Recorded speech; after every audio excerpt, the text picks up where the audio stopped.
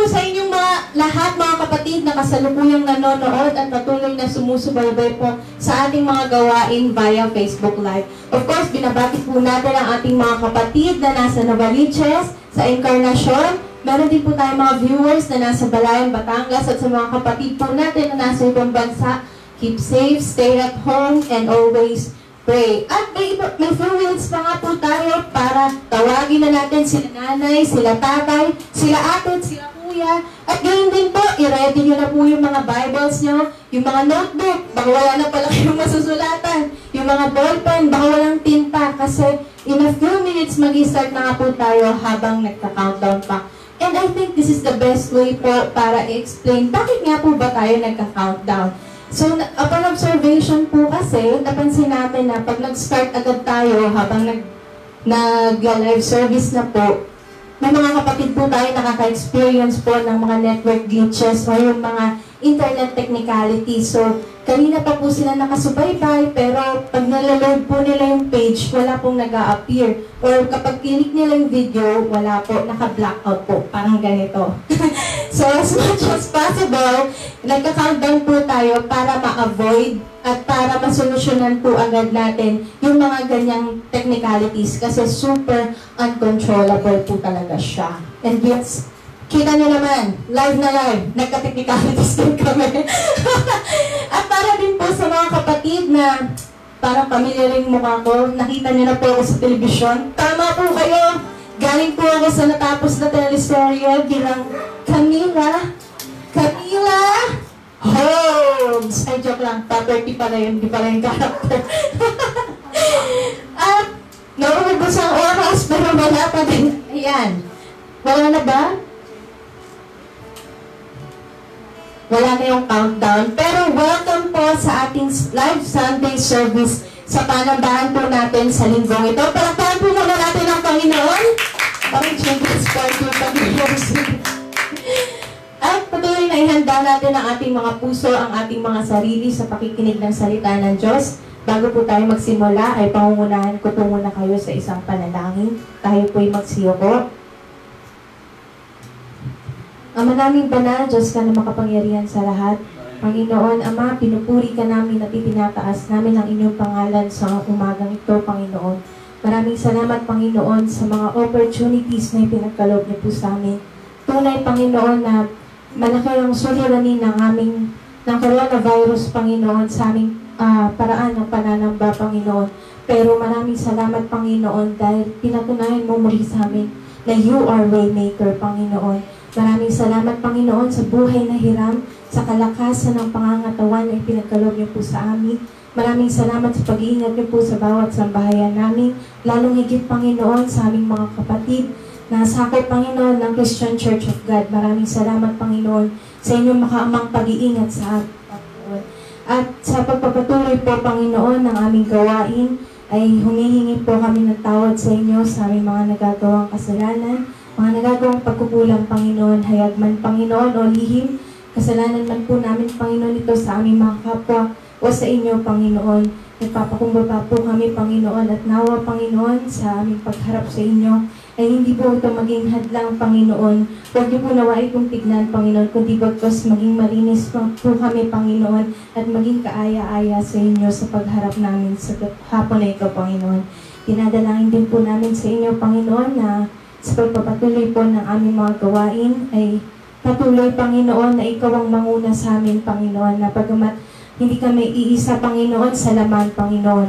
Nawa, Panginoon, ang bawat nanonood sa Facebook Live, ang bawat pamilya, Panginoon, na nakikinig ng inyong mga salita, ay kaisa po namin, Panginoon, sa pagsamba sa inyo sa Espiritu at katotohanan, Panginoon. Idinadalangin din po namin sa inyo, Panginoon, na ibigay niyo po sa amin, Panginoon, ang kauhawan, Panginoon, ng inyong mga salita. Bigay niyo po sa amin, Panginoon, ang longing heart, Panginoon, para sa inyong mga salita. At nawa, Panginoon, ay patuloy na gabayan niyo, Panginoon, ang magsasalita, Panginoon, sa hapong ito. Nawa, Panginoon, ay ipagkaloob niyo po sa Kanya ang karunungan at kaalaman na nagbubuhat po sa inyo. Dinadalangin po namin, Panginoon, ang katagumpayan ng gawain ito sa hapong ito, Panginoon. Maraming salamat, Panginoon, at patuloy na ikaw ang pinupuri namin at pinasasalamatan. Ang lahat ng ito'y aming dalangin Sa pangalan ni Kristo Jesus. Amen. Palakpakan po muli natin ang Panginoon. At ngayon nga po ang first Sunday ng April. At dahil April na, happy birthday po sa ating mga April birthday celebrants yan. Si Brother JC, tapos na po pero happy birthday pa rin. JC. Brother Marty, happy birthday! Yesterday po yan. At sino yan? Si Sister Gineline, si Sister Daleng. Yan, happy birthday si Brother Adrian. Happy birthday. Rainier. Chine-check ko lang kung may mga nanonood hindi inaantok. Gayun din si Brother Kyle sa Thursday na po yan. Happy birthday, Kyle! Si Sister Tintin Rivera po, happy birthday po sa inyo. Po kayo dyan. Si Sister Jean, happy birthday po. At si Sister Raquel, happy birthday din po. Si Brother Vic, happy birthday. Si Brother Kitsa, happy birthday po. Si Sister Aleli, happy birthday po. Dami pala. Si Sister Tef, happy birthday din po. At si Sister April, meron pa ba? Meron, wala na. Happy birthday po sa inyo at nawa ang pag-iingat ng Panginoon ay sumainyo at nawa gabayan kayo sa pang-araw-araw niyong pamumuhay. At ganyan din po, yung mga chain prayers po natin, patuloy lamang po yun na panalangin po natin na pumawi ang coronavirus because we all believe that God is greater than coronavirus. Amen? Amen. At dahil mukhang ready na tayong lahat at marami na rin po tayong nanonood kasalukuyan, ihanda na po natin ang ating mga sarili sa pag-awit sa Panginoon. Tayo pong lahat ay tatayo at awitan po natin ang Panginoon ng buong puso sa hapong ito.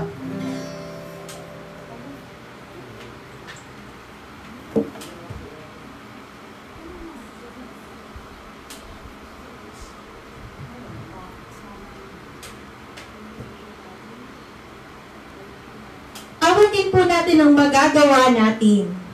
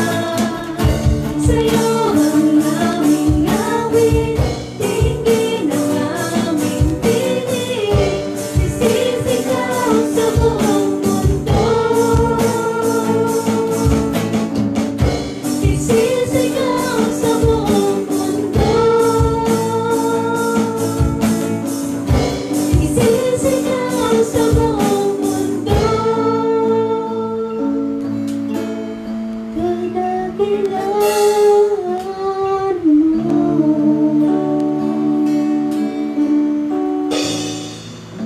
At atin pong ihanda ang ating mga puso, ang ating mga isip, ang ating pong sarili sa pakikinig ng salita ng Diyos na ihahatid po sa atin ang ating Pastor Lolo. Purihin ang Panginoon at palakpakan mo natin ang Panginoon.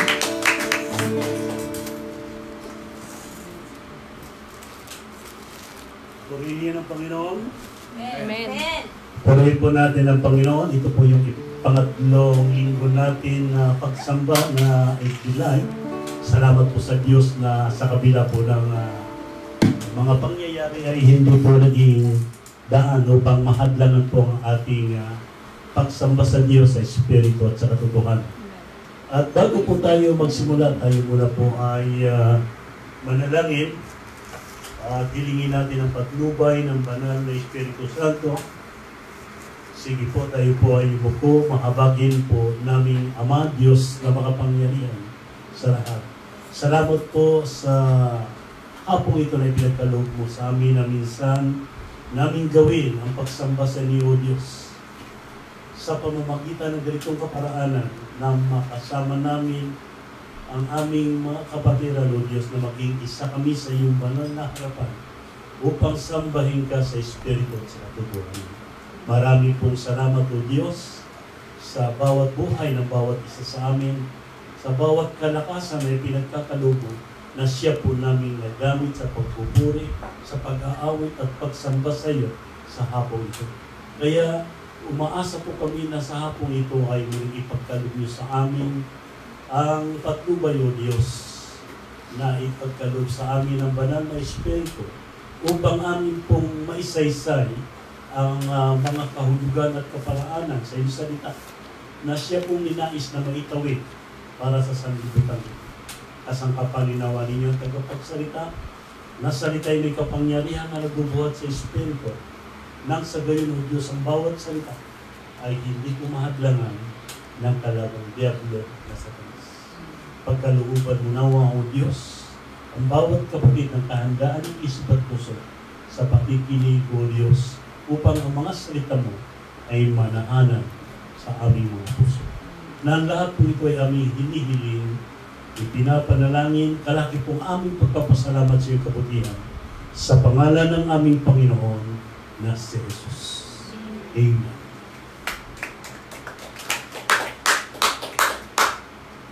Salamat po sa Diyos. Binabati ko po lahat ng mga kapatid na patuloy na nakikinig at nakiisa po sa panambahan ito sa pamamagitan po ng Facebook Live.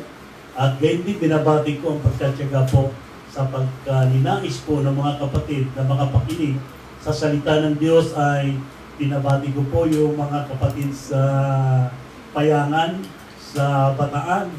Ay totoo mang hindi po ako nakakarating sa inyo. Kumusta po kayo, Sister Atinya, Sister Luging? Sa pakikinig ninyo, nawa ay magiging daan ito na magkaroon po tayo ng buong puso na pakikipagkaisa sa Panginoon. Binabati ko po lahat dyan ng mga pamilya Diaz. Gayun din naman yung ating mga kapatid. Kumusta po kayo? Yung nasa Abu Dhabi, ating kapatid na Ted, no? Na patuloy na sumubaybay. Gayun din ang ating kapatid na Ronnie at Maris sa New Zealand. Salamat po sa Diyos na kahit sa kabilang malayo ay hindi nahadlangan po tayo na nagkakasama-sama. Gayun din ang ating mga kapatid na nasa Batangas. Ay isip-isipin po ninyo ay nananabik din po ako dahil yung ating nakalagay, CCG on the move, parang nag-agapos ngayon. Hindi makagawa, no? Nakakapanghinayang yung sipag po ninyo. At akin din po binabati yung mga pastor dyan, ang ating Pastor Julius, Pastor Berning, ganoon yung ating Pastor Martin, no? Binabati ko po kayo. Sana po ay patuloy lang po ang ating panalangin. Gayun din sa inyong ginagawa ng inyong chain prayer. Mayroon din po kami din dito ng chain prayer. Mayroon din po yung ating mga kapatid na mula sa ating Pastor Lito, mayroon din silang chain prayer sa Living Hope. Kaya loobin nawa ng Panginoon ay mangyari yung talinghaga ng Panginoong Jesus doon sa isang hukom na binabagabag ng pagpapabalik-balik ng babaeng bao para doon sa kanyang kahilingan at naipagkaloob naman sa kanya dahil ayaw kanya na mababagabag siya. Loobin nawa ng Panginoon ang mga bagay na ito. Ngayon po ay ating binabati din yung mga kapatid na minsan po ay matagal natin hindi nakasama, ay purihin nawa ang Panginoon na patuloy po na makakasubaybay hanggang hindi pa po nagkaroon ng panambahan sa church pagkatapos ng mga problema ito. Kaya sa hapon po ito ay ang ating pong pag-usapan ay patungkol po sa pinakamalaking salot. Kasi po alam po ninyo, ang Biblia po talagang nahimay-himay na ng mga pastor at wala na po kayong marinig na mga pag-uusapan ay salot. Salot po. Lahat halos nahimay na po ng mga pastor na kung anong salot hanggang sa huli na po ng Biblia maging sa Apokalipsis nabanggit po. Kaya halos po makipagbukas po ninyo maging sa yung YouTube, Facebook, Messenger, lahat po ng mga inyong natatanggap na mga balita ay puro na lamang masamang balita. Kaya naisip ko po na sa pamamagitan ng salot na pinakamalaking salot na problema ay maibigay naman natin sa kanila ay yung mabuting balita. Kaya yung po pag-usapan natin ay tungkol po doon sa ating mensahe, ang Ebanghelyo, ang mabuting balita ng ating Panginoong Jesucristo. O diba? Kasi puro masamang balita na lang narinig sa atin, salot. Pero hindi natin naisip na mayroon pang pinakasalot sa lahat. Diba? Na dapat niyan muna lutasin ng tao bago yung salot na yan. Sa dahilan yung salot na yan, kung ating pong kabisado, alam ang mga sinasabi lagi ng ating Panginoong Jesus, ay mismo siya may sabi, huwag kayong mga takot. Sa mga pumapatay ng katawan, hindi naman nakakapuksa ng inyong kaluluwa. Mas katakutan ninyo ang may kapangyarihan pumatay, pumuksa ng inyong kaluluwa sa impyerno. Kaya yun po ang pag-usapan natin, ito po Ebanghelyo. Sa dahilan po, ito po yung magandang balita na magpapalaala sa atin sa salot na ito. Sa dahilan, mayroon pong pinakamabigat na salot na dapat malaman ng ating mga tao.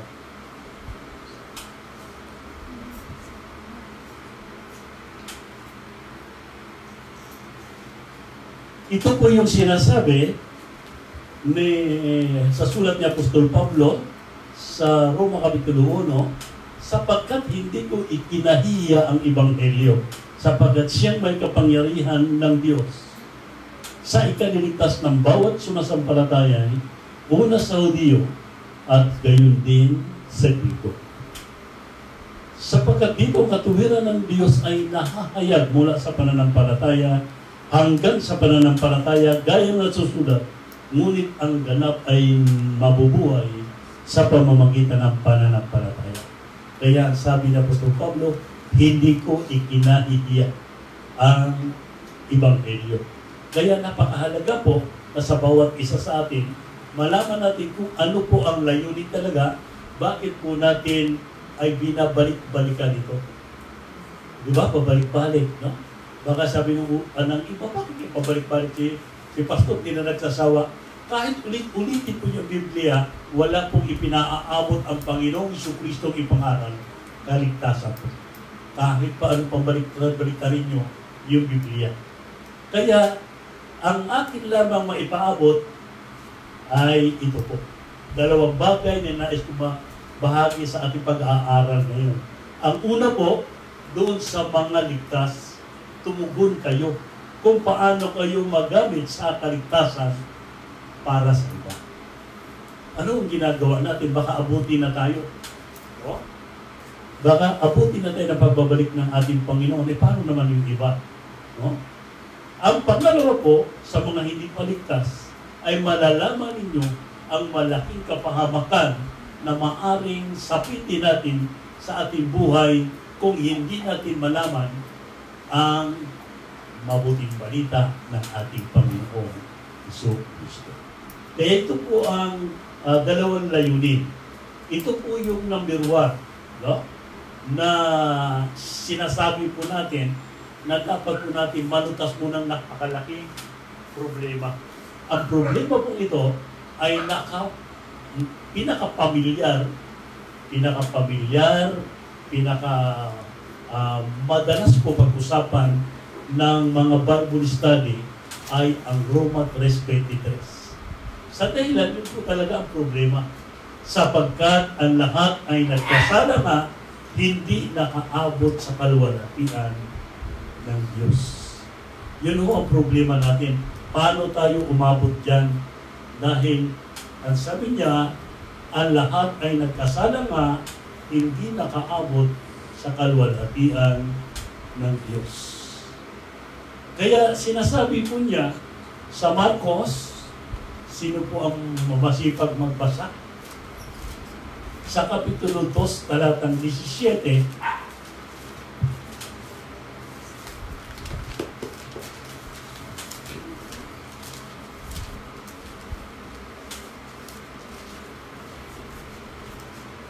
sa Marcos 2:17 na pong nakasulat.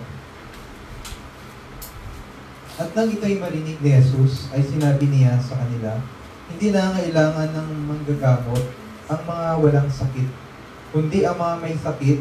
Hindi ako naparito upang tumawag ng mga matuwid, kundi mga makasalanan. Ang pagparito po ng Panginoon dahil din po sa isang salot usang virus. Ito po yung tinatawag na kasalanan. Ito kasalanan parang ding isang virus na wala din kalutasan. Wala nang sino man ang maaring makagamot maging ang kanyang sarili. Ano mang gagawin niya, hindi niya magagawa maliban kung lalapit siya kay Jesus.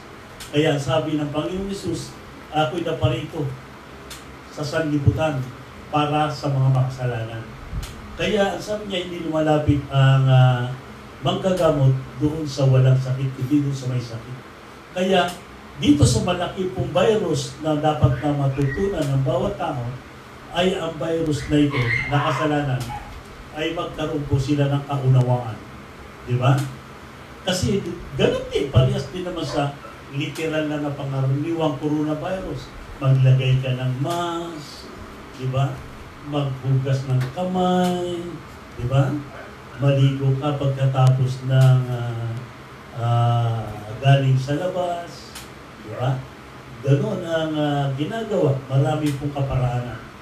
Ngayon, ang solusyon nila ay sino man doktor wala makagamot, di ba? Doon sa virus. Pero ang ating pag-usapan, mayroon po talagang dakilang manggagamot na ibinigay ng langit na siya pong tutugon doon sa virus na malubha na naging problema ng tao pagdating ng araw kapag hindi niya nakilala si Jesus. Dapat malutas po yung problema na yan dahil sinabi niya ang lahat, kaya hindi na isa, ay nagkasala nga, hindi nakaabot sa kaluwalhatian ng Diyos. Kaya sino man tao, kapag dumating po siya sa sanlibutan, ay ang kalagayan po niya ay para na po siyang tinatawag na banyaga. Wala na siyang kaugnayan sa Diyos dahil po sa kasalanan. Ito po kasi minana natin sa ating panimula na paglalang sa sanlibutan nung kanilang nilabag ang salita ng Diyos. Dito po nagsimula ang problema. Kasi sinabi po ng Panginoon, sa lahat ng bunga sa punong sa gitna ng halamanan, ay malaya po kayong makakakain. Ngunit,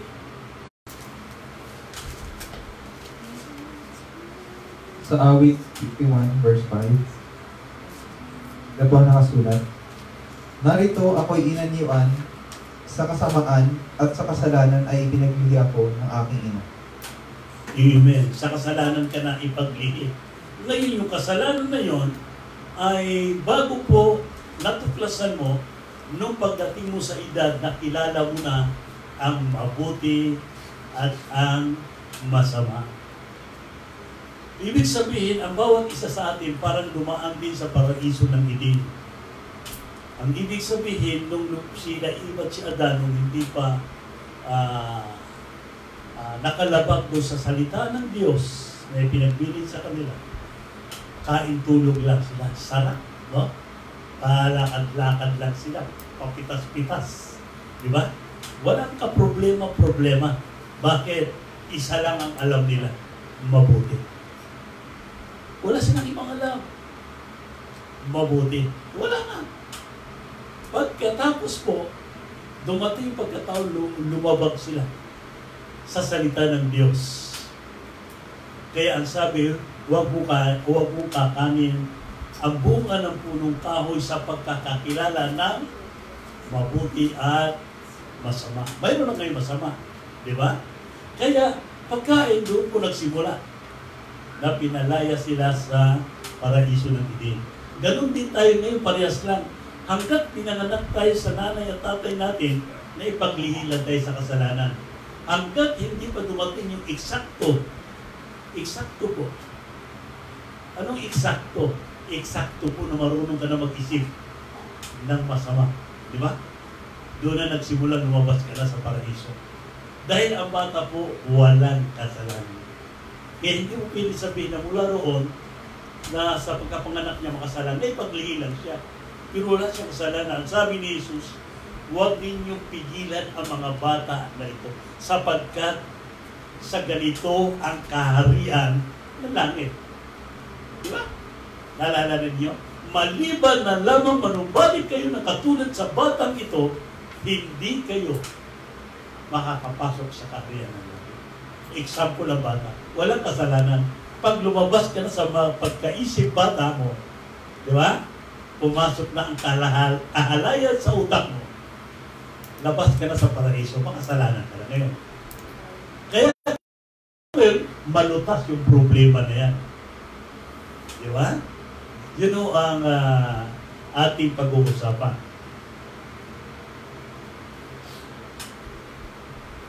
Kasi yung ating Diyos po ay makatarungan. Kasi kung mahatol po siya, ay ayon po sa kanyang kahatulan, hindi po sa ating kahatulan. Bumabase po ang Diyos sa kanyang paghahatol ay ayon po sa kanyang kabanalan. Tayo kasi, wardi-wardi. Bibigyan ko kayo ng halimbawa, ano po? Di ba mayroon pong tinatarget na tinatawag archery, no? Yung pinapana, mayroong bilog, madaming bilog, target. Di ba? Bullseye. Tama, no? Ang binibilang talaga dyan, yung gitna. Yung gusto ng Diyos, perfect. Sa atin kapag pinana, basta pumasok doon, ayos na yan. Pumasok na yan eh. Di ba? Okay na sa atin. Kaya maging sa pag-aaral, ayaw natin na 99.9. Di ba? 75, okay na yan. Parang 30, 75, pasa na yan. Okay na yan. Hindi po. Pagdating ho sa paghahatol, may standard po ang Diyos. Iba po ang standard ng Diyos, iba po yung standard natin. Amen. Yung atin po kasi ay basta okay na yan, pwede na yan. Ganon. Pero sa Diyos po ay kumukuha siya ayon sa kanyang sarili. Kaya doon tayo kapos. Ang lahat nagkasala nga, hindi makaabot sa kaluwalhatian ng Diyos. Kaya ang kaligtasan ngayon, akala mo simple na hindi mo naintindihan. Hindi kasi naintindihan eh. Kaya iba pumapasok na ng religion, no? Gawa ng tao yan eh. Wala naman sinasabing gano'n eh. Na ang kaligtasan ay pagpapasok sa isang religion. Wala naman nasusulat ng gano'n. Di ba? Kaya ito po yung magpupukaw po sa atin. Dahil nung magkasala po ang tao, siya po ang gumawa. Di kaaway na niya ang Diyos. Di ba? Dahil ang Diyos ay banal. Tayo makasalanan, nagkahiwalay na po. kaaway na. Para hindi tayo makita ang ginagawa po, nakita nila simula. Sa paraiso pa rin ang Eden. Ang ginawa ng dalawa, nag-camouflage. Nakala nyo, ngayon na nag-camouflage, mga army, nagsusuot ng mga guhit-guhit. Tingnan mo yung mga pulis ngayon, kita pa rin sila ng virus, kahit nakasuot sila ng camouflage. Di ba? Tinatamaan pa rin sila.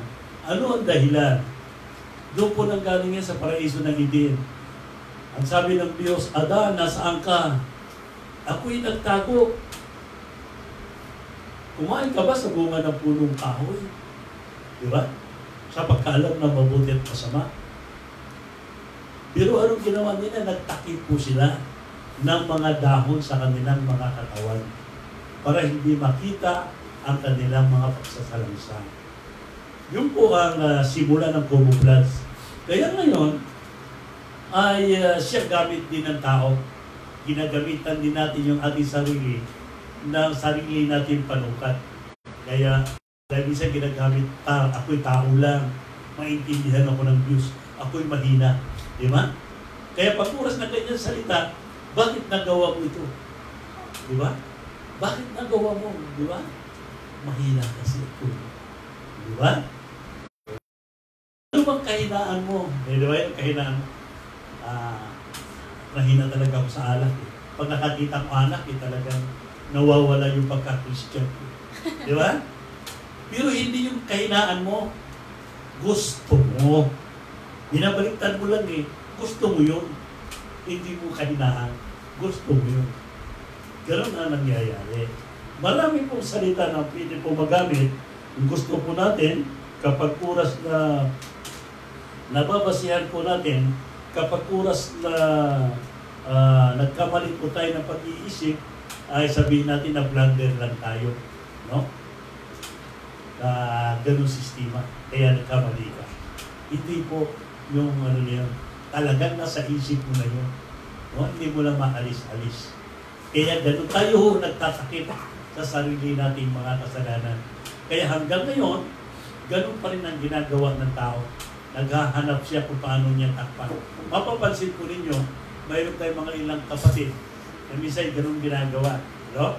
Kapag mayroon silang suliranin, papayuhan mo, pag pinayin mo, bigla mawawala, hindi na babalik. Anong dahilan? Kasi hindi nila nagustuhan yung mga paalaala mo. No?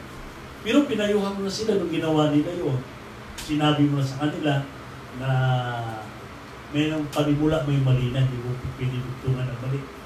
Ngayon, dumating na ang problema, ito na. Nagka ano-ano na buhay.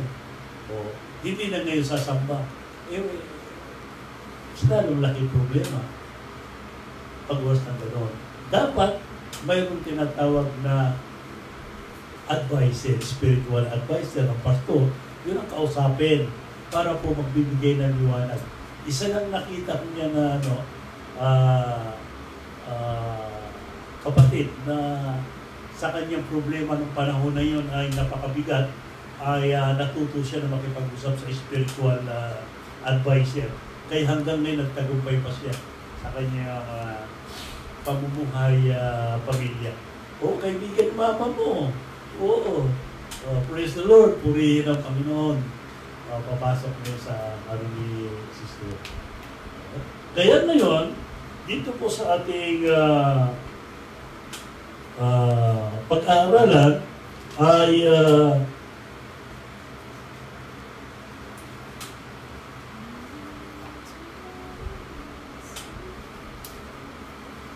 ang pamantayan po natin, halimbawa po, gagamitin natin na si Sister Brenda at Brother Morel. Ngayon, umalis si Sister Brenda. Pagkalis, para ma-impress naman ni Brother Noel, di ba? Ang gagawin niya, maglilinis siya. Linis-linis na, di ba eh? Tumplong, halika, kaya ka. Linisin natin lahat yan. Kailangan yung sahig, ha? Urahin natin. Kaya hanggang akyat. Para pagdating ni mama mo, kita niya agad, malinis. Di ba? Ayos. Ayos ba? Ayos. Hindi pala yun ang pamantayan niya. Ang pamantayan pala system, kumita, gilid-gilid ng kusina, sulok-sulok ng alababo. O, yan ba yung gusto mo? Hindi naman yung nasa isip mo eh. Ang gusto mo yung makikita eh. Pagpasok niya. Ganun yung sistema sa pamantayan ng Diyos pagdating po sa paghatol po ng ating kasalanan. Hindi yung pwede yung ating lang intindihan ito ng Diyos. Kawawa, hindi mo na po. Di ba? Ako lang ba? Di ba? Ganun po, hindi po. May pamantayan po tayo doon sa suliraning ito. Okay, next. Kaya mayroon po tayong kinakailangan ay paglutas sa suliraning ito. Sa dahilan, malaki po yung pinsala. Sa Isaiah 59, 1 at saka 2, sino po yung ating tagabasa?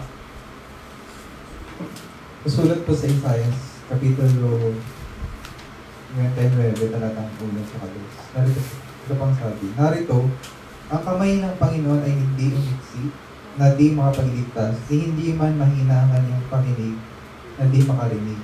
Verse 2, kundi pinapaghiwalay ng inyong mga kasamaan kayo at ang inyong Diyos, na at ang inyong mga kasalanan ay siyang nagpakubli ng kanyang mukha sa inyo upang siya'y huwag makinig.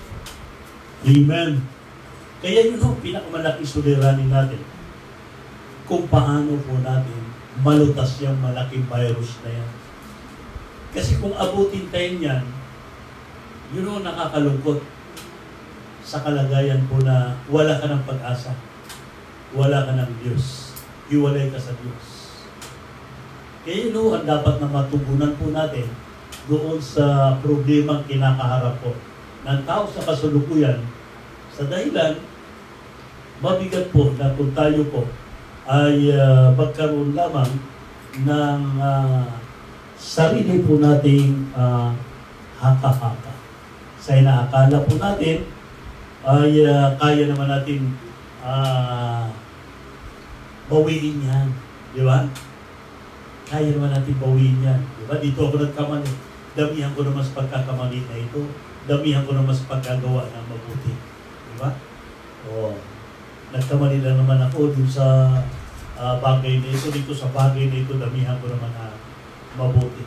Tatandaan po ninyo, kahit yung 10 utos ng Diyos, ay yung 10 utos na yan, ay ganapin mo man lahat yan.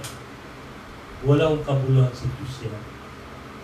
Sa dahilan, sinabi na po niya, alam po niya, at yan yung pinaniwanag po at sinulat ni Santiago, sa Santiago Kapitulo 2, talatang 10 ba?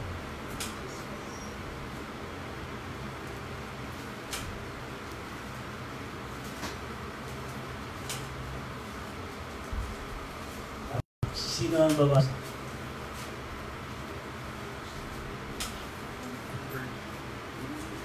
Ito na.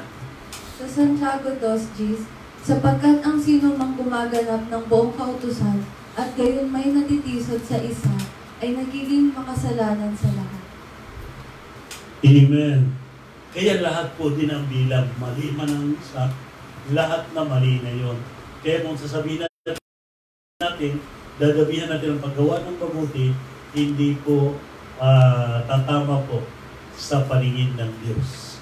Kaya papansin po ninyo, ang ginagamit po natin talata, kapag tayo po ay nagpatanggap sa Panginoon, hindi natin binabasa ang Efeso Kapitulo 2, 8 at saka 9. Sa biyaya kayo nangaligtas sa pamamagitan ng pananampalataya. Hindi sa inyong sarili, ito ay kaloob ng Diyos. Kaya hindi sa pamamagitan ng sarili. Ito hindi sa pamamagitan ng inyong mga gawa upang ang sinuman ay huwag magmamapulit. Kasi kapag oras na magtitinginan tayo sa gawa natin sa bawat isa, ay siguradong malaki rambol sa itaas ng langit. Di ba? O, kasi pagdating sa itaas ng langit, o bakit nandito ka, chismosa ka? Di ba? Ikaw nga nag-chismis sa akin eh. Oo, di ba? Pag-aaway, magsasabunutan pa yan doon sa itaas. Samantalang kung ating titingnan ng kaparaanan ng Diyos, ay iba ang kanyang kaparaanan. Kaya mahalaga po, maunawaan po natin na mayroon pong kalagayan na marapat makita po natin ang nais po ng Diyos. Na ang lahat po ay nagkasala. Ang kinakailangan po natin ay pamantayan po ng Diyos. May sarili po siya na pamantayan. Sa dahil ng kasalanan ito, siya po nagpapahiwalay po sa atin sa Diyos. Kaya nga, ang tao ngayon, hindi na siya pinakikinggan ng Diyos. Kaya yun ang binasa natin kanina, na sabi niya sa Isaiah 59, ba? 1 at saka 2. Sabi nga niya doon sa ating binasa kanina, na ang Diyos ay kayo nahiwalay sa Diyos dahil sa inyong mga gawang masasama. Kaya kapag nahiwalay ka sa Diyos, pinakamalaki pong problema yon. Kaya ang ninais po ng Diyos makabalik ka, siya mismo ang gumawa ng paraan. Ang kaparaanan ito, na suguin niya ang kanyang bugtong na anak, na sa pamamagitan ng kanyang anak ay makabalik ka sa kanyang katuwiran. Kaya napakabuti po ng Diyos na siya mismo ang gumawa. Kaya nga, ang kaligtasan na nanatamo natin sa pamamagitan na lubos natin pagtitiwala sa ating Panginoong Hesus ay ating pong tinawag na biyaya. Sa biyaya, kayo nakaligtas sa pamamagitan ng pananampalataya. Kaya napakahalaga po noon na yung pagtitiwala mo sa Panginoong Jesucristo hindi nagbabago. Sa dahilan ay anak po ng Panginoon ang ating isip, ang ating puso. Hindi natin makailay, sinabi ng Panginoon, maging ang inyong buhok bilang naligo kanina, baka may nalaglag, kapiraso na lang ito, sigurado ko bilang pa rin na ito. Diba? Napakasimple po. Kaya wala po tayong maitago sa harapan ng Diyos. Kaya nga,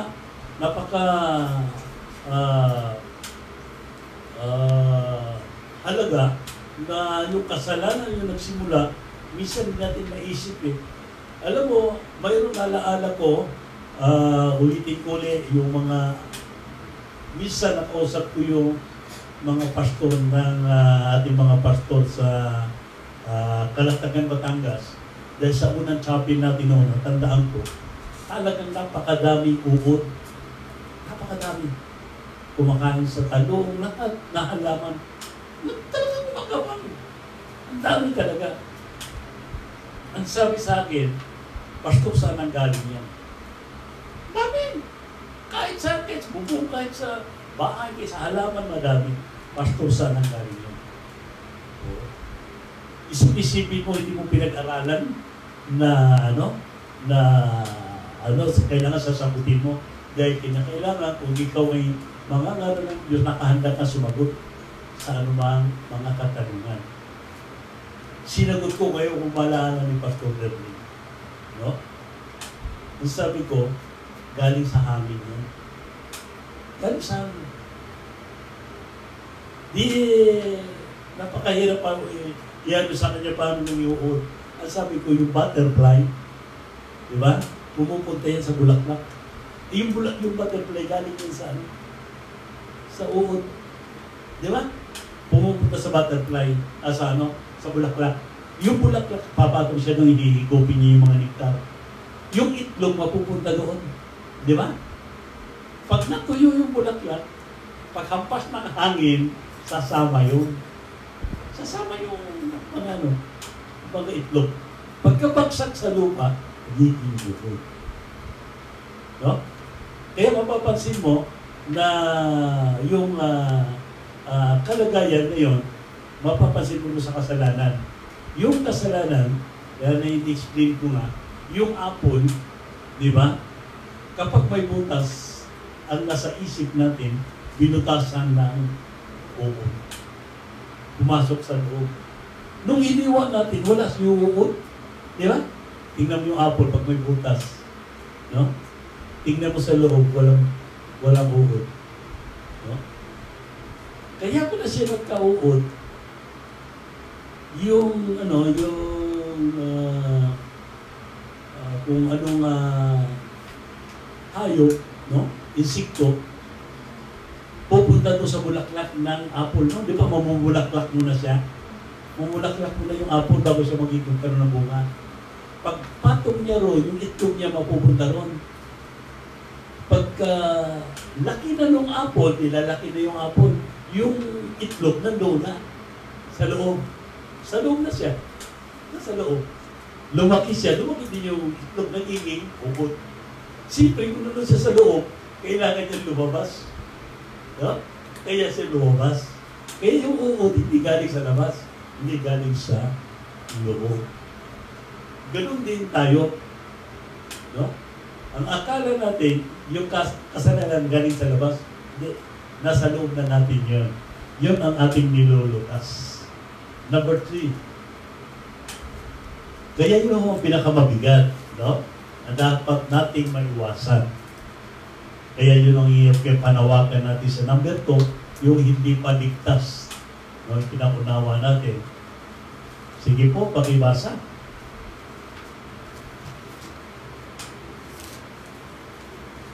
Sa verse 23, sapagkat ang kabayaran ng kasalanan ay kamatayan, datapwat ang kaloob na walang bayad ng Diyos ay buhay na walang hanggan kay Kristo Jesus na Panginoon natin. Amen. Kaya yung pong kabayaran, napaka malaking problema po kung yung kasalanan na gawa natin ay hindi po natin babayaran. Kinakailangan po natin babayaran yan, nagawa natin yan eh. Kahit pa sabihin mo, pinatawad ka na, halimbawa po, bibigyan ko pa yun ng example. Ano po? Kung maalala po nyo si Irap Estrada, ay binigyan na po siya ng pardon ni Gloria Macapagal Arroyo. Ha? Pag bigyan ni pardon na ni Arroyo, ay hindi maaprubahan. Anong bakit? Hindi niya inaming nagkasala siya. Nakuha ninyo? Kaya walang visa po yung pardon. Walang visa yung pardon kung hindi mo aminin ang iyong kasalanan. Bakit kayo kapapardon? Wala ka namang kasalanan. Aminin mo yung kasalanan mo. Yun yung sakto. Kaya ngayon, yung ating mga kasalanan, aaminin lang natin. Aminin natin. At ang nagbayad sa kasalanan yan, wala nang iba. Ang buktong na anak ng Diyos. Binigay niya ang kanyang buhay para sa atin. Simple lang naman unawain eh. Ang kabayaran ng kasalanan, kamatayan. Di dapat akala natin ay physical na kamatayan. Hindi. Natural po yun. May kasalanan at wala, mamamatay ka. Bakit? Sinabi na po yan ng Ecclesiastes. Sa bawat panukala sa sino ng langit, may panahon. May panahon ng kapanganakan, may panahon ng kamatayan. So, tama ba yan? May panahon. Sinabi na po yan, hindi ko natin pipili maitanggit na mayroon na po nakalaan. Ang napakalaking problema ay yung Hebreo 9:27. Yun po yung kamatayan tinutugon. I-plus mo nga. Pero, itinakda sa tao na mamatay na minsan pagkatapos ay paghuhukom. Ibig sabihin, yung tao ay nakatakda na siya. Appointment na talaga yan. Makikipag-usap ka talaga kay Jesus sa Diyos. Hindi mo pwedeng, bakit? Huwag ka dumaan dyan. Hindi mo pwede. Magsasalubong ka doon ka talaga pupunta sa Kanya. Hahatulan at hahatulan ka. Ang problema po yan ay ang kamatayan ito pagkatapos ay yung panghahatol, ang paghuhukom. Sabi niya, itinakda sa tao na mamatay na minsan, pagkatapos ay paghuhukom. Yun ang pinakamabigat yan. Dahil habang buhay kang hiwalay sa Diyos. Kaya nga sabi ng Panginoong Hesus sa kanyang mga laging ipinangangaral, huwag ninyong ipanggigilalas ito. Darating ang araw, ang lahat na nangasa libingan makakarinig ng aking tinig. Ang mga matuwid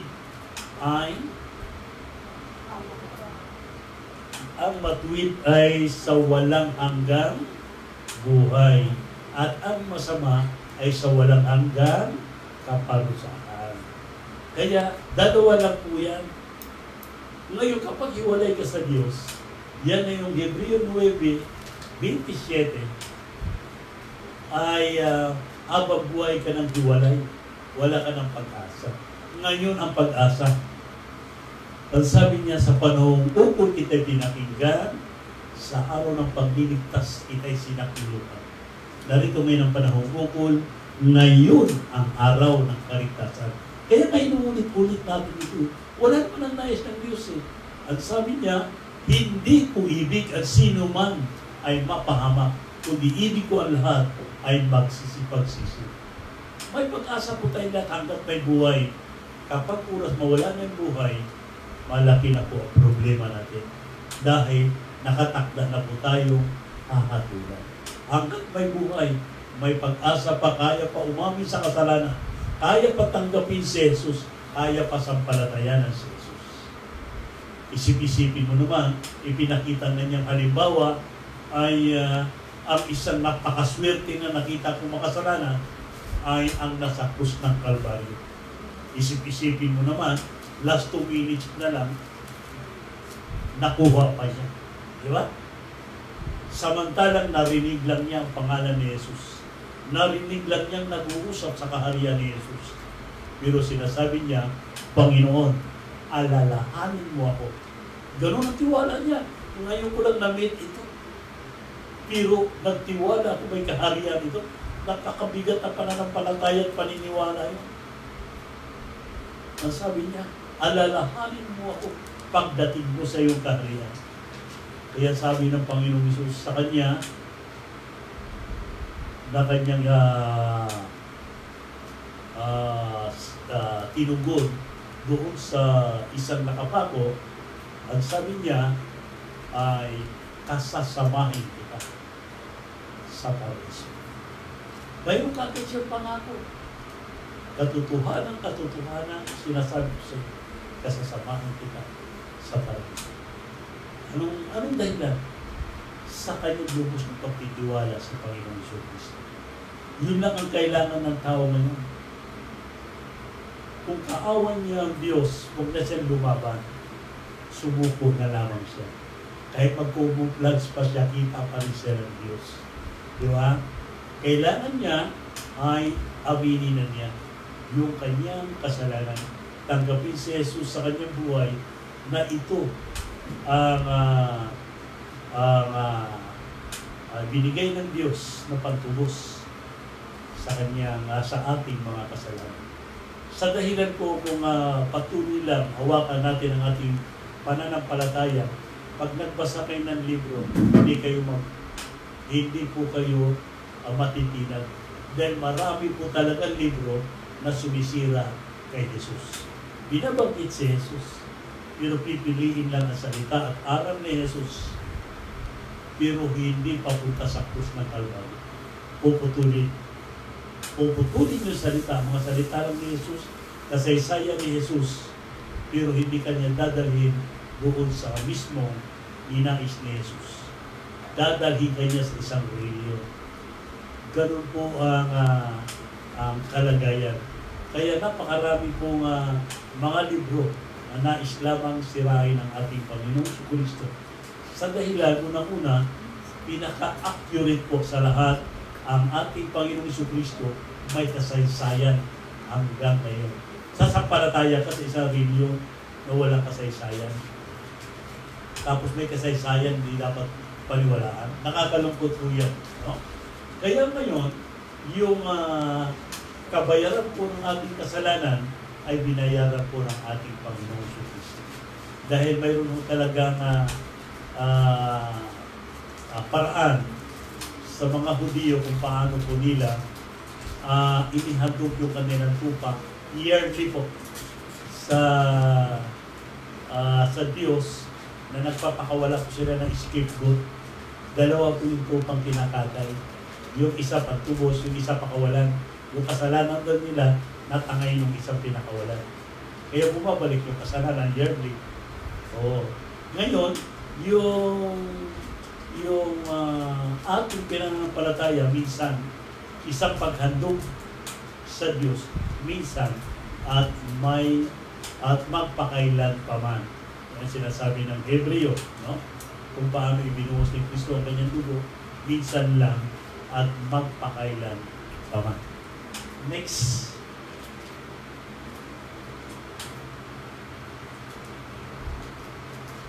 Napakahalaga po maintindihan po ito ng hindi pa po nakakakilala sa ating Panginoong Kristo, kung hindi po ay hindi pa siya ligtas. Sa dahilan po, kapag ganito ang kalagayan mo, ay dalawa po ang iyong kamatayan.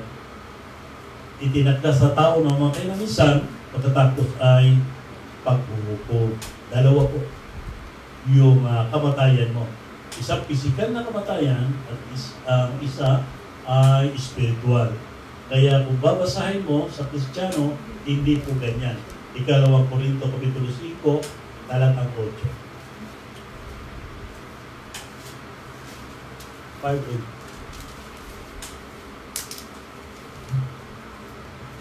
Sa ikalawang Korinto 5:8, na malakas ang loob namin, ang sabi ko, at ibig pa nga namin ang mawala sa katawan at mapasatahanan na kasama ng Panginoon.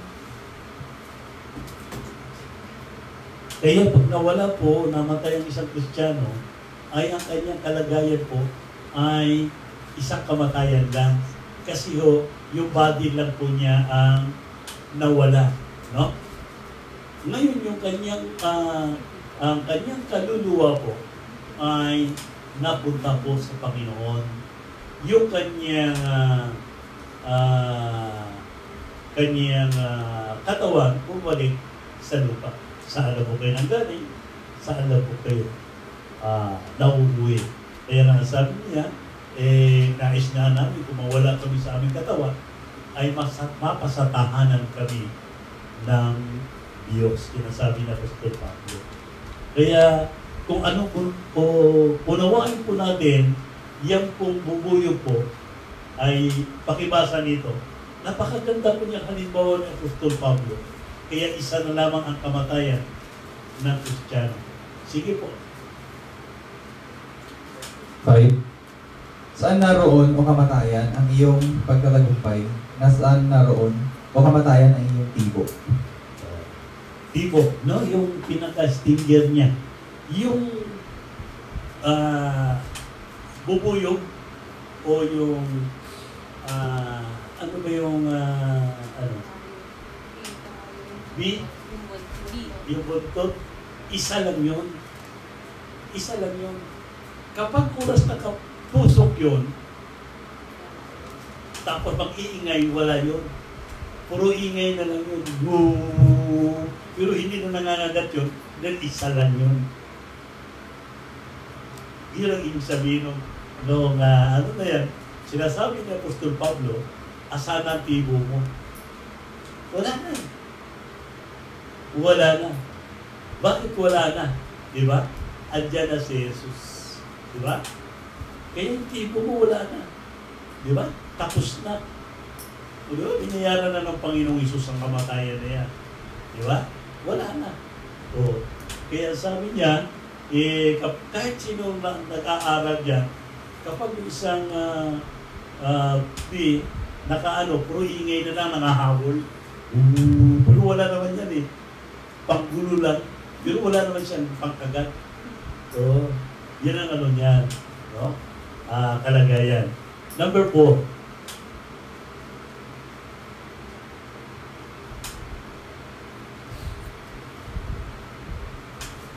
Yan po ang kailangan natin. Pakibasa. Dapat po at ipinagtagubilin ng Diyos ang kanyang pag-ibig sa atin, na lang tayo'y mga makasalanan pa, si Kristo ay namatay dahil sa atin. Yun ang kailangan natin ngayon. Kung kailangan po natin ngayon sa panahon ito, sa tinanggap po nating mga virus ay kung ano-ano po ang ginamit na po natin. Pero ngayon po sa ating pinag-usapan na yung pinakamalaking problema ng tao ay kinakailangan po natin si Jesus. Kaya nga paborito ko ngayon talata niyan eh. Nasa kanino mang iba'y walang kaligtasan sapagkat walang ibang pangalan sa silungan langit ay binigay ng Diyos na sukat nating ikaliligtas. Amen? Wala na po. No? Wala na pong ibang pangalan na binigay ng Diyos. Marami na pong nagtangka na magbibigay ng kanilang mga pangalan sa silong ng langit na para si kaligtas. Minsan ang aagaw na ng pangalan sa may pangalan, kumukuha ng kapangyarihan na hindi naman sa kanila. Yan po ang dakilang kaligtasan. Ang kahanga-hanga po sa kasaysayan ng Panginoong Jesucristo, kumplito po siya. Kung ano po yung nasa Biblia at pupunta ka pa ngayon sa Israel, ay buhay pa rin yung mga ebidensya. Wala hong naitago yung kanyang lugar ng kapanganakan, yung lugar ng kanyang kamatayan, lugar ng kanyang dinaanan, ng pasanin niya ang krus, di ba? Lugar kung saan siya uminom, nakasama yung Samaritana ay nandun pa lahat. Pati yung mga ilog, di ba? Mga dagat, na kanya, plito pa. Yun ang kahanga-hanga na dapat mong sampalatayanan. Dapat kasi kita mo sa history na gano'n, na mayroon. Pagkatapos sasabihin sa iyo ganito, wala naman sa history. Paniniwalaan mo, ay anak ng tinapay yan. Paano ka maniniwala sa isang pananampalataya na ipakain sa iyo tapos wala naman sa kasaysayan? Di ba? Yun ang pinakamahalaga po. Na siya po ang kailangan natin. Dahil ang isang kalagayan po na ang tao is mampalataya ay nasa Diyos po ang pagkakakilala sa Kanya na siya po ay inaaring ganap na. Ibig sabihin ay ang sa paningin ng Diyos ay inaari ka ng ganap. Sa iba ay hindi. Kaya ang paningin nila, kasalanan nga. Pero sa Diyos ay itinuturing ka na sa paningin ng Diyos ay isang matuwid. Kasi tayo ganun eh. Di ba? Kapag isang tao nakita natin makasalanan, gusto natin siya makasalanan habang buhay. Kahit nagbago na siya, ayaw natin tanggapin. Kunyari lang yan. Talaga, nasa dugo na yan. Maitik talaga butod niyan. Di ba? O, ganun po tayo eh. Para bang gusto natin ang kapahamakan ng tao. Di ba? Pero iba po yung Diyos na ating kinikilala sa pamamagitan ng ating Panginoong Jesucristo na inaari niyang ganap ang mga mananampalataya. Na kapag oras na inaari niya ganap ang isang pananampalataya, ay ang nakikita niya sa isang makasalanan ay nagiging matuwid sa kanyang paningin. Amen. Kaya sinabi po sa sulat ng Apostol Pablo, pakibasa lang po, verse 5, na hindi dahil sa mga gawa sa katuwiran na ginawa nating sarili, kundi ayon sa kanyang kaawaan, ay kaniyang iniligtas tayo sa pamamagitan ng paghuhugas ng muling kapanganakan at ang pagbabago sa Espiritu Santo. Amen. Kaya nga mayroong tinatawag na ang aral ng Kristiyano ay born again. No? Laging pinangangaral ang Juan Kapitulo 3, 5 hanggang 3 hanggang 5. Sa dahilan ay dapat din naman intindihan talaga kung ano ang kanilang kalagayan sa harapan ng Diyos. Kung nalutas na yung pinakamalaking problema na kanilang haharapin pagdating ng araw. Minsan kasi hindi na maintindihan ng tao, akala dyan ako pinanganak, dyan na rin ako mamamatay. Hindi po. Mahalaga po ay makilala nating lubusan ang ating Panginoong Jesucristo. Last po, pagkulang.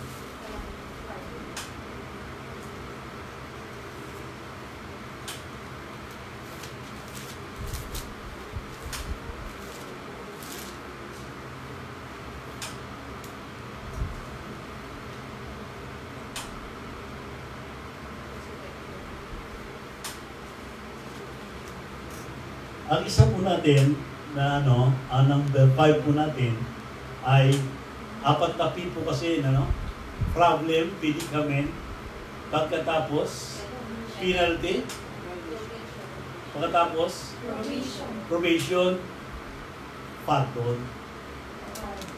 O, ito, Roma Kapitulo 10, 9 at saka 10. Sige, pakibasa. Roma Kapitulo 10.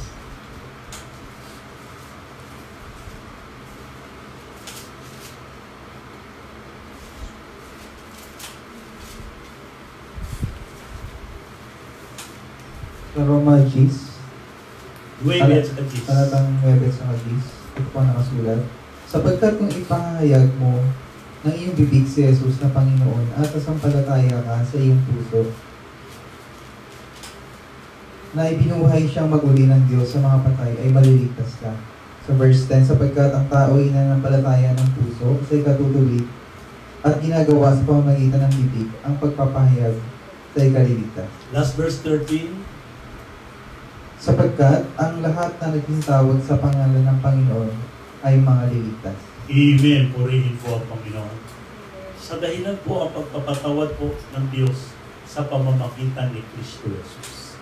Alam po ninyo, hindi po maunawaan minsan natin kung bakit kailangan natin si Jesus. Hindi po kasi talaga tayo aabot. Kahit anong gagawin natin mabuti, hindi po kilalanin ng Diyos kung wala si Jesus. Kaya para maintindihan po natin, loobin nawa ng Diyos, kung may pagkakataon po kayo, basahin po ninyo sa Agawa Kapitulo 10 na yata siya, ang kasaysayan ni Cornelio. Di ba? Si Cornelio dahil niya mga Hudiyo, naglilimos, matulungin, lahat gumagawa siya. Nung manalangin siya, ang sabi ng anghel sa kanya, Cornelio, ang panalangin mo pailang lang na lang. Pailang lang sa harapan ng Diyos. Magsugo ka sa hubi, pasundo mo si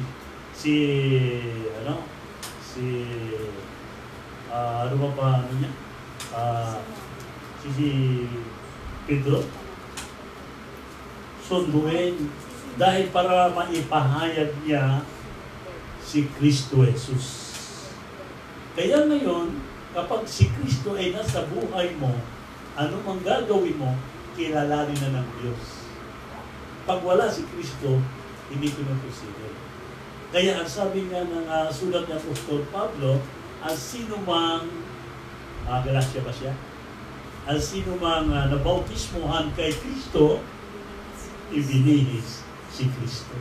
Kaya ngayon kung ikaw ay na kay Kristo Jesus, ay ang bagay na ginagawa mo, ang nakikita ng Diyos ay si Kristo.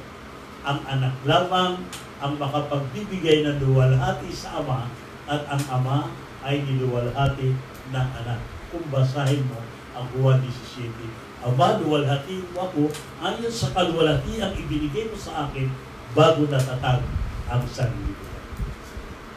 Ang kaluwalhatian ito mula sa Ama na nasa anak. Kaya yung anak lamang bibigay ng luwalhati sa Ama.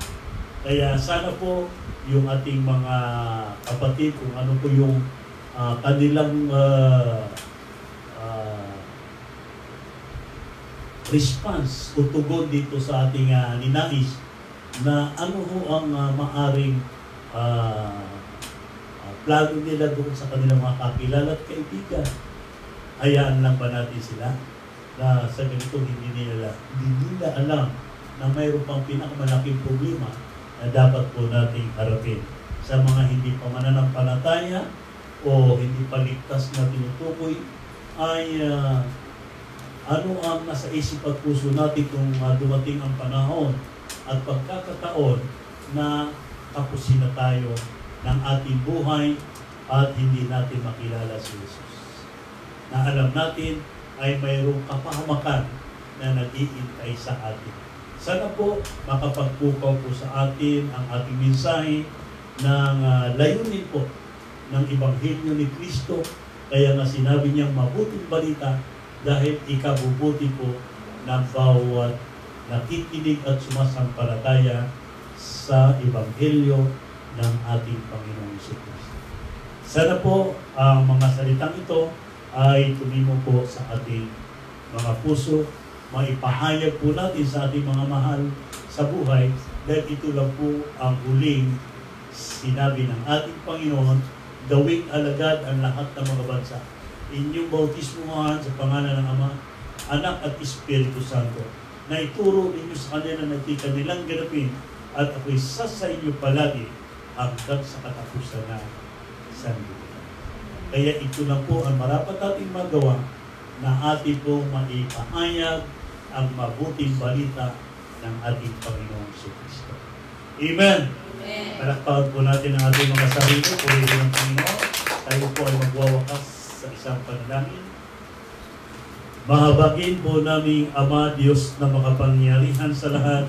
Salamat po sa oras na ipinagkaloob niyo sa amin. Salamat po sa mga salita na iyong ibinigay sa amin kung paano po namin maipahayag o Diyos at gayon din sa pagtubay ng banal na Espiritu. Umaasa kami ng mga salitang ito ay mapapakinabangan po ng bawat isa sa amin para amin po maipayo sa aming mga mahal sa buhay, mga kakilala kung paano po nila pangahalagahan ang salita ng Diyos. Sa aming pasamantalang pag-iwalay, maraming po salamat. Basbasan mo nawa ang bawat salita na ito po'y maitawid nawa namin hanggat taglay namin ang aming mga buhay. Pinupuri ka po namin at pinasalamatan, at ang lahat ng ito ay aming hinihiling. Ipinapanalangin kalaki po aming mga pagpapasalamat sa iyong kabutihan sa pangalan ng aming Panginoon na si Jesus. Amen. Palakpakan po natin ang Panginoon at minsan pa po natin awitan ng ating Panginoon sa hapon ito. Awitin po natin ang Jesus sa buhay ko.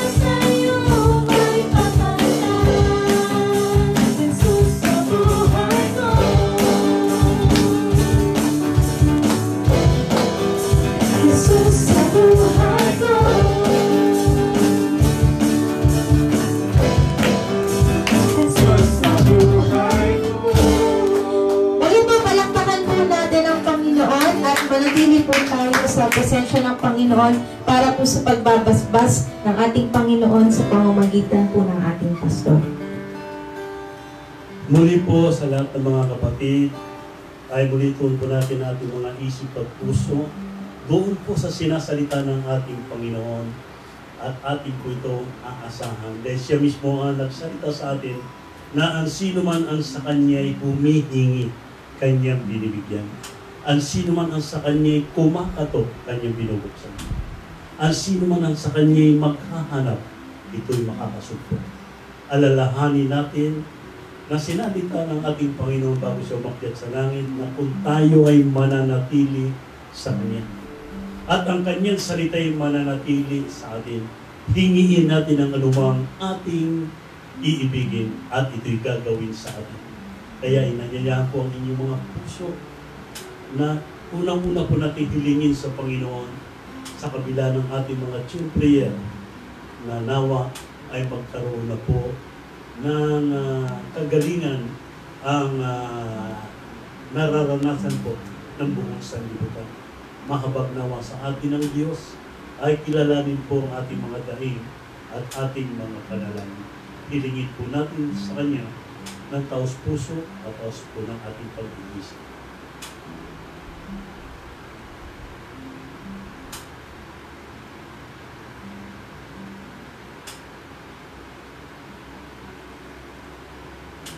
Ang biyaya ng Panginoong Jesus at ang pag-ibig ng Diyos at ang pakikipisan ng banal na Espiritu Santo ay sumaatin nawang lahat.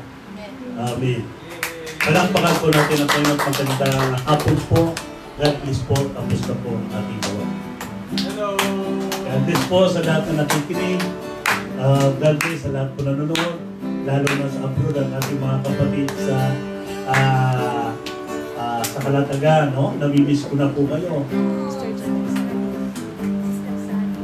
Si Sister Sally pala, musta din? Si Sister Janet. At gayon din, no? Purihin ng Panginoon, ingatan ng ating kapatid na Rudy. Nakita ko sa Facebook, nagmamando ba ng barko? Na sa kabila ng mayroong mga kalabidad na mga mabibigat na problema. Lahat ng mga kapatid po, binabati ko kayo, no? Nawa po ay wag po kayo magsawa sa pakikinig ng mga salita ng Diyos. Dahil ito po ang buhay natin, hindi lamang nabubuhay ang tao sa anumang bagay, kundi sa bawat salita ng Diyos na lumalabas sa kanyang bibig. Purihin po ang Panginoon, mag-ingat po kayo. God bless po. Annyeong! Hello po! Annyeong! God bless mga kapatid! Annyeong! Mga kamag-anak namin dyan sa abroad. Hello, God bless po!